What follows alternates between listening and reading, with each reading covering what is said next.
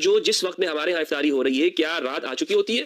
سب کچھ نظر آ رہا ہے. رات کسے کہتے ہیں؟ رات اسے کہتے ہیں کہ جب اندھیرا چھا جائے. رات اسے ہی کہتے ہیں. بچے سے بھی آپ پوچھ رہے ہیں رات کسے کہتے ہیں؟ وہ کہتے ہیں جب کچھ نظر نہیں آ رہا ہوتا. مغرب کو کوئی رات نہیں کہتا.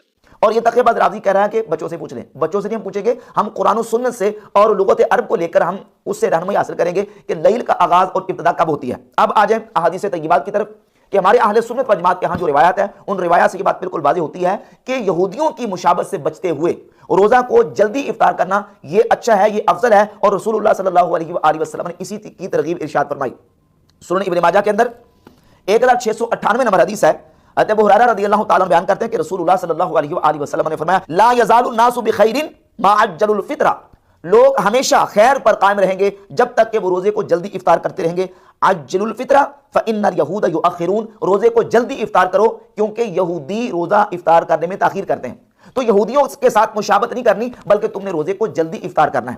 المستدرک الصحیحین میں امام حاکم 1584 نمبر حدیث لے کے سیدنا سہل ابن سعد الساعدی رضی اللہ تعالیٰ عنہ بیان کرتے ہیں کہ رسول اللہ صلی اللہ علیہ وآلہ وسلم نے فرمایا لا تزال امتی علی سنتی ما لم تنتظر بفطرها النجوم, میری امت اس وقت تک میری سنت پر قائم رہے گی جب تک کہ وہ روزہ افطار کرنے میں ستاروں کا انتظار نہیں کرے گی. وکان نبی صلی اللہ علیہ وآلہ وسلم اذا کان صائما امر رجلا فاوفى على نشاط, رسول اللہ صلی اللہ علیہ وآلہ وسلم جب روزے دار ہوتے تو آپ علیہ السلام کسی شخص کو مقرر کر دیتے کسی اونچی جگہ پر. فَإِذَا قَالَ غَابَتِ الشَّمْسُ أَفْطَرَ, جب وہ شخص یہ کہتا کہ سورج غروب ہو چکا ہے تو رسول اللہ صلی اللہ علیہ وآلہ وسلم روزہ افطار کر لیتے.